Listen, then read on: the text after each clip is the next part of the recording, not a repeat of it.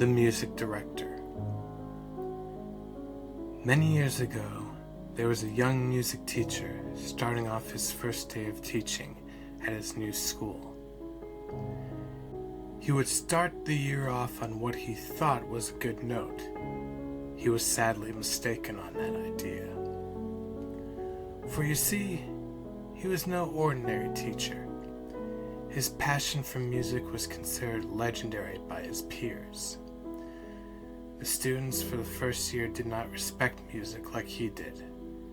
They supposedly loved music, minus the respect it deserves. This would make the young music teacher absolutely livid.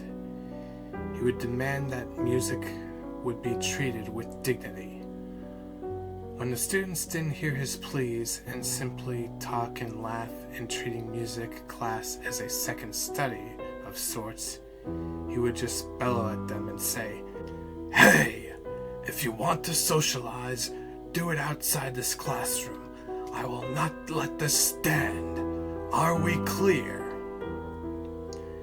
This would shock many of the students, but they replied, "Yes." Fearing what he would say next, he simply went back to teaching the piece of music. It was at this moment the student realized that this was no normal music teacher. They would not treat music in the fashion that they had in the past. This music teacher's passion would later get the attention of his head of the music department, to which, after they retired, the teacher would be the new head. As the young teacher would become the new head of the department, he refused to stop teaching the students about music. He would continue to teach them how to play many musical instruments, especially those in orchestral pieces. Years would pass, as they tend to do. He would teach many generations of students, showing them the respect that music deserves. His reputation would be legendary, and many people from towns over would hear about this teacher and his method of teaching the students. Some would try to replicate this method to mixed results. No one, however, envied the workload that this teacher would take, the blood, the sweat, the tears, but mostly sweat. It would be worth it for the concerts at the end of the year. More stories would go on, such as during music trips, he would tip a violinist a hefty amount of money to play Ode to Joy on the violin. More years would pass, and some music teachers would become greedier for his position, more for the glory and reputation, not for the passion of the music. His mind was willing, but his body became weak. In his last concert for the students, he made sure they were the focus, not him. Even in his retirement, he made sure to humble himself.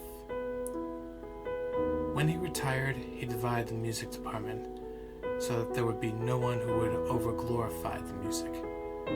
His retirement wouldn't be for much longer, though. Not long after his retirement, he tragically passed away, and surprising everyone. Some say he opted out after unable to continue with his passion of music. Others say that years of smoking caught up with him due to all the stress. Some say he died falling down the stairs, just like Kuina from One Piece.